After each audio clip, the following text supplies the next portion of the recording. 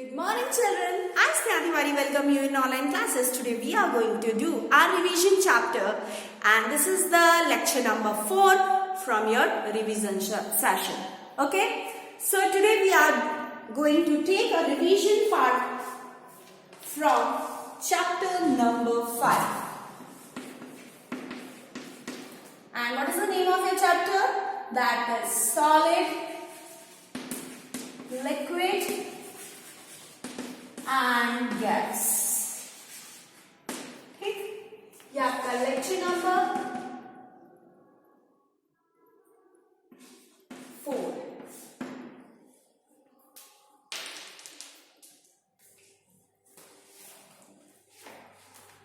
Okay, solid आप क्या समझते हैं बच्चों? सॉलिड यानी कि ठोस. ये सॉलिड यानी कि ठोस और इनके मॉलिक्यूल्स बिल्कुल पास पास रहते हैं. लिक्विड यानी कि थोड़ा दूर दूर रहते हैं और गैस के मॉलिक्यूल्स तो बहुत दूर रहते हैं. ठीक है, ये इनका रिप्रेजेंटेशन है. किस तरह से हम सॉलिड के मॉलिक्यूल्स को दर्शाते हैं, किस तरह हम लिक्विड के और किस तरह गैस के. ठीक है, तो आज हम इन्हीं के बारे में पढ़ने वाले हैं. Has a weight, it has a solid like chalk, liquid like water, gas like your water vapor. ठीक है, oxygen. What is the matter made up of? All matter can be split into the. और ये जितने भी बने हुए हैं ये सब क्या कहलाते हैं? मैटर. ठीक है, ये सारे सॉलिड लिक्विड गैस क्या कहलाती है? मैटर. ये आप हायर क्लास में पढ़ेंगे मैटर क्या है. ठीक है, पर ये मैटर जो है ये सब बने किसके हैं? मॉलिक्यूल्स के. पर ये मॉलिक्यूल्स आप अपनी आंखों से नहीं देख पाते हैं. आप अपनी आंखों से इन्हें नहीं देख पाते हैं. You can not see this molecules by your naked eyes. ठीक है, आप अपने नेकेड आईज से इन्हें नहीं देख पाएंगे. जैसे for example a salt molecule is the smallest particle of the salt. जैसे salt का पार्टिकल है, बहुत छोटा है, आप उसको देख पा रहे हो पर वो एक मॉलिक्यूल नहीं है. ठीक है, वो पार्टिकल है. Each salt molecules has the property of the salt. और उसी तरह जैसे आप देख पा रहे हो तो सभी मॉलिक्यूल्स की वो प्रॉपर्टी है. जितने भी आपके मॉलिक्यूल्स हैं वो किसके बने हैं? एटम से. यानी कि कॉन्सेप्ट क्या है कि आपका एटम से मॉलिक्यूल बना है, मॉलिक्यूल से कंपाउंड बना है. ठीक है, और इन सब से मैटर बना है. समझ में आया? ठीक, यानी एटम से मॉलिक्यूल, मॉलिक्यूल से कंपाउंड आपका बना है. सॉलिड में मॉलिक्यूल्स बहुत पास पास में रहते हैं. आप देख सकते हो डायग्राम में ये अट्रैक्ट करते हैं, इसीलिए ये सॉलिड. और कैसे होते हैं? ये कैसे होते हैं बच्चों? ये सॉलिड होते हैं और रिजिड होते हैं. ठीक है, वहीं पर ये लिक्विड क्या रहते हैं? Rigid means a definite shape and size. ठीक, लिक्विड के केस में क्या कहेंगे हम कि लिक्विड फ्लो करता है. लिक्विड क्या करता है? फ्लो करता है. तो इसमें एक प्रॉपर्टी आ गई, ये दूर दूर रहेंगे molecules as compare to the solid से. ठीक है, ये फ्रीली मूव करते हैं बट डेफिनेट वॉल्यूम होगा. डेफिनेट वॉल्यूम होगा. फ्लो करने के कारण इनडेफिनेट शेप होता है. शेप कोई निश्चित नहीं होता है. मान लो अगर मेरे पास एक गिलास पानी है, मैं उसको कटोरी में डालूंगी तो वो कटोरी का शेप ले लेगा. तो शेप इसका निश्चित नहीं होता है. इसका सिर्फ वॉल्यूम निश्चित होता है कि हाँ मैंने एक गिलास लिया है. मान लो उसमें 30 ml आपका 1 लीटर पानी है किसी टंकी में, तो अगर मैं दूसरी चपटी टंकी में डाल दूं या टब में डाल दूं तो वो पानी कितना होगा? समझ में आया? ओके. फिर गैसेस के मॉलिक्यूल्स और दूर दूर रहते हैं, तो ना तो इनका शेप डेफिनेट होता है और ना इनका वॉल्यूम डेफिनेट होता है, क्योंकि इनको तो देख ही नहीं सकते हो आप, ठीक है। ये फ्लो करते हैं, बहुत ही इजीली करते हैं, क्योंकि इनके बीच में अट्रैक्शन फोर्स निग्लिजिबल रहता है। लिक्विड में कुछ रहता भी है पर गैस में बिल्कुल नहीं रहता, ठीक है। अब ये जो तीनों चीजें सॉलिड, लिक्विड एंड गैस, ये आपस में कन्वर्ट हो सकते हैं। इसको हम एक बार देख लेते हैं।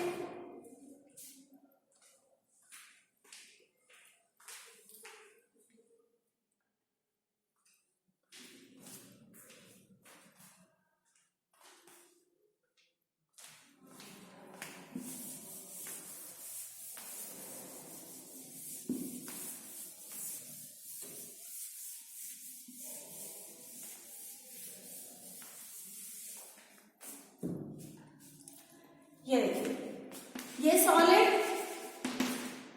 लिक्विड और ये गैस।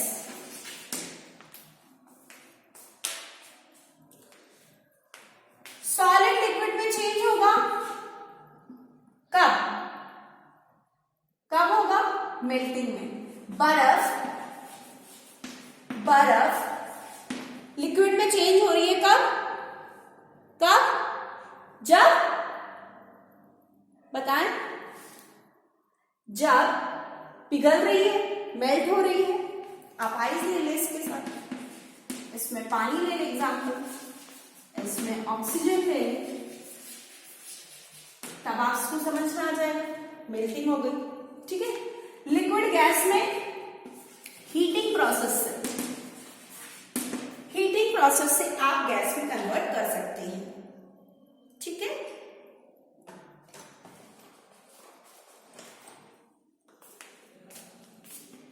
गैस लिक्विड में कब होगा? कोई गैस है, लिक्विड में कब चेंज होगा?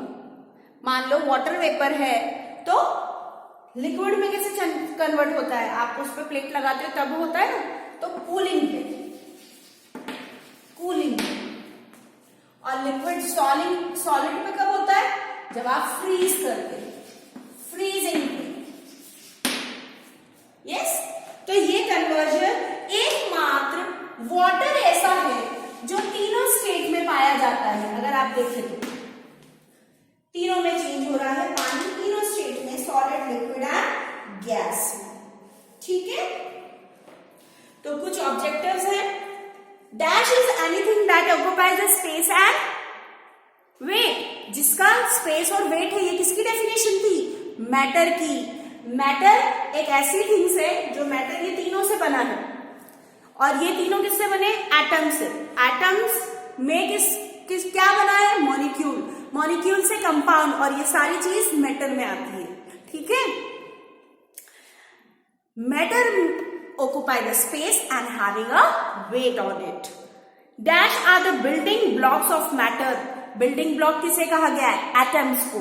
किसे कहा गया है? Atoms को। In dash molecules are separated by large empty space. किसमें होता है? Large empty space, gas में। Yes. When two liquid mix together, अगर दो लिक्विड को मिक्स कर दिया तो वो क्या कहलाएगा? मिसेबल। क्या कहलाएगा? मिसेबल। दो लिक्विड को मिलाया, अगर वो मिल गया, मान लो पानी में आपने नमक और शक्कर मिलाया तो मिल गया, दैट इज मिसेबल। अगर नहीं मिला तो इमिसेबल, यानी कि रेत और पानी, सैंड एंड वाटर। थर्ड होता है आपका रिवर्सिबल। रिवर्सिबल का मतलब होता है, अभी ये जो मैंने डायग्राम बनाया है, ये क्या है? रिवर्सिबल है ना, एक में एक जा रहा है, फिर इससे भी ये कन्वर्ट हो रहा है, तो रिवर्सिबल। और जब नहीं रिवर्सिबल हो तो वो कहलाता है इरिवर्सिबल। ये कुछ टर्म्स हैं, इनको याद रखना बेटा, ये हायर क्लासेस में आपको यूज आएंगे, ठीक है।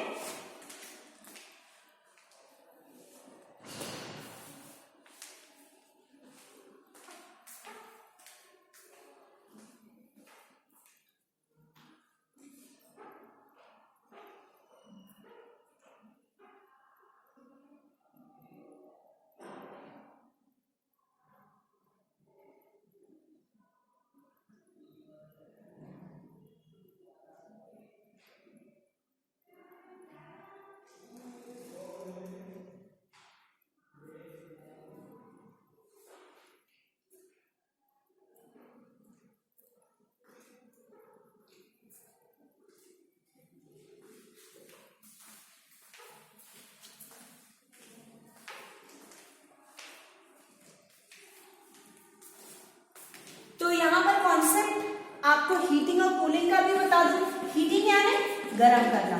जब लिक्विड को आप हीट करते हैं तब गैस में चेंज हो जाता है ना। तो हीटिंग और कूलिंग यानी कि कूल करना। तो ये आपने हीटिंग और कूलिंग इफेक्ट भी देख लिया। अब फिजिकल चेंज और केमिकल चेंज को डिस्कस कर लेते हैं।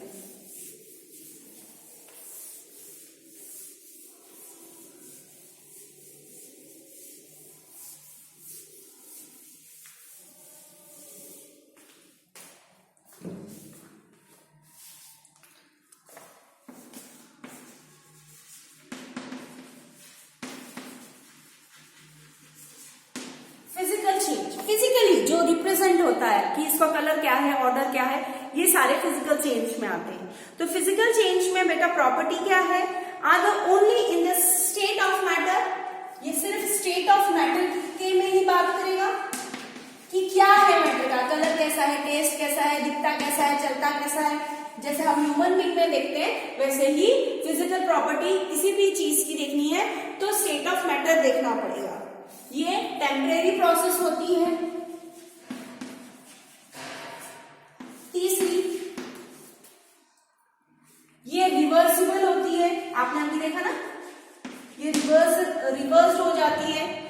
आपने पानी को देखा ना, सब एक दूसरे में रिवर्स्ड है, तो ये रिवर्स होती है। ठीक है, तो इसका एग्जाम्पल क्या आ जाएगा फिजिकल में आ जाएगा आपका वाटर कन्वर्ट होता है आइस में। कब? वाटर कन्वर्ट होता है आइस में। कब? फ्रीजिंग में। और वापस से पानी हो जाता है कब? हीटिंग में या जब ठंडा करे, है ना। और फ्रीजिंग में आप यहाँ पे कूलिंग भी लिख सकते हैं। कूल करना, फ्रीज करना, कूलिंग ही तो करना है। ठीक, तो ये फिजिकल चेंज हो गया। ठीक,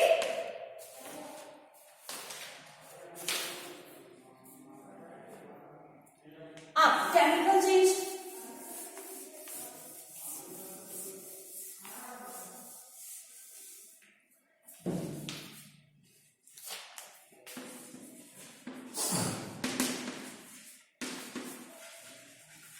केमिकल चेंज देखे तो पहला, ये परमानेंट प्रोसेस होती है बेटा, परमानेंट प्रोसेस होती है। सेकेंड, ये कैन नॉट बी रिवर्स होती है, रिवर्स नहीं होती है। और तीसरा, कोई भी न्यू प्रोडक्ट बनता है, फॉर्मेशन ऑफ न्यू प्रोडक्ट, कोई भी नया प्रोडक्ट बनता है, ठीक है, केमिकल चेंजेस से। देख लेते हैं क्या क्या एग्जाम्पल है। Burning paper, burning of paper. Paper को अगर जलाओगे, मान लो ये आपका पेपर है, पेपर को आपने बर्न किया तो अब आपको मिला क्या? ऐश, राख मिली, तो नया प्रोडक्ट हो गया ना। यहाँ तो आपने पेपर लिया था, कार्बन का पार्ट है ना, कार्बन का कंपाउंड। अब आपको ऐश मिल रहा है, कोल मिल रहा है, वो भी कार्बन का ही कंपाउंड है, पर अब आपको कोल मिल रहा है, तो अलग हो गया ना। Melting of A, burning of candle, that is also comes under the chemical change. Rusting of iron, iron का जंग लगना, वो भी केमिकल चेंज है। ठीक है, दूध का दही बनना केमिकल चेंज है। पहले दूध था, अब दही बन गया। कर सकते हो क्या रिवर्स? नहीं। न्यू प्रोडक्ट भी है, ठीक है, परमानेंट है, चेंज नहीं कर सकते आप, रिवर्स नहीं हो सकता। न्यू प्रोडक्ट बन गया, दही बन गया, अब दूध तो मैं नहीं कर सकता, है ना। तो ये सारे एग्जाम्पल केमिकल चेंज के हैं। ठीक है, सो ये था आपका रिवीजन 5th चैप्टर में। ठीक है, एक दो क्वेश्चंस कर लेते हैं, फिर आपका चैप्टर 5th का रिवीजन खत्म हो जाएगा।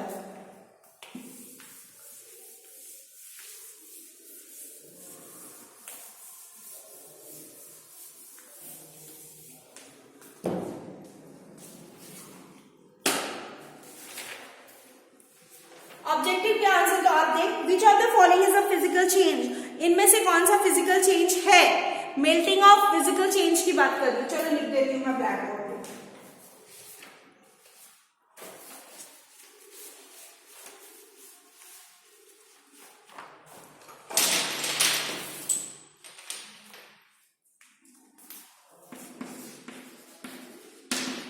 Which of the following is a physical change? Your option is melting of butter, second rusting of iron, third burning of paper,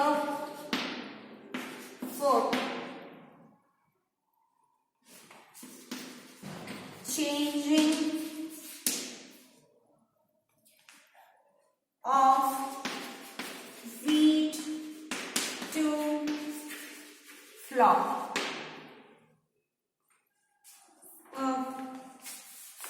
bread. चलो बताओ आंसर क्या है फिजिकल चेंज में? फिजिकल चेंज में क्या आंसर होगा?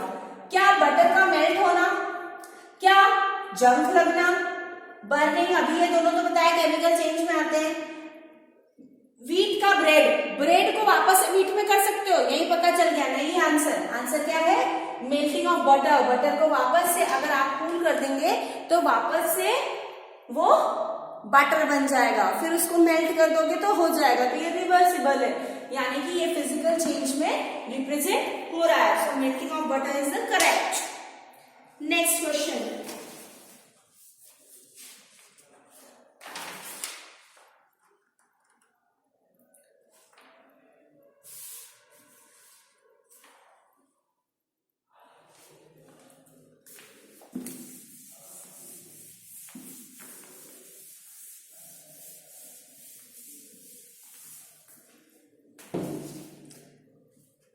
milk turning so खट्टा होना इज अ कौन सी प्रोसेस है? चलो बता लो। ऑप्शंस है physical change, second chemical change, short form लिख रही हूं, थर्ड है रिवर्सिबल चेंज, या डी none of these। पहला है फिजिकल चेंज, दूसरा है केमिकल चेंज, रिवर्सिबल चेंज, या none of these। बेटा मिल्क का सोर होना, मिल्क खट्टा हो गया, खट्टे मिल्क को दूध बना सकते हो? नहीं। तो ये क्या है? क्या है बच्चा? ये कैसी प्रोसेस है? Chemical change. कैसी प्रोसेस है? केमिकल चेंज, है ना? परमानेंट प्रोसेस है ये, तो केमिकल चेंज आंसर होगा इसका। Next question,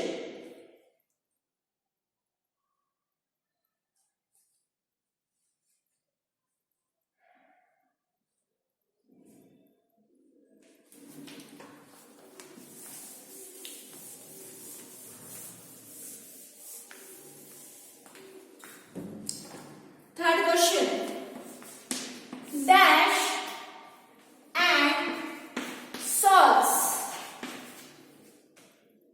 are soluble in water।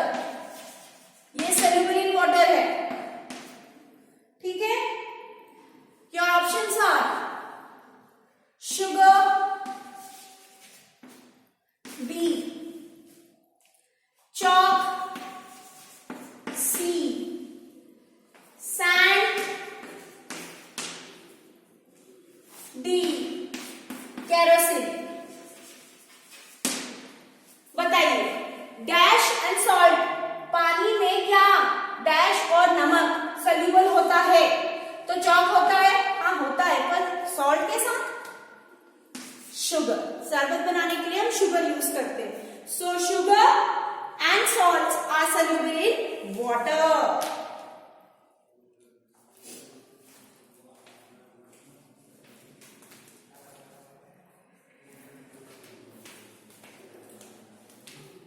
So बच्चों, आज इस वीडियो में हम यहीं तक करेंगे। इसके बाद हम इसके ऑब्जेक्टिव्स और क्वेश्चन आंसर्स को नेक्स्ट वीडियो में कंटिन्यू करेंगे। Till then take care, have a good day, bye.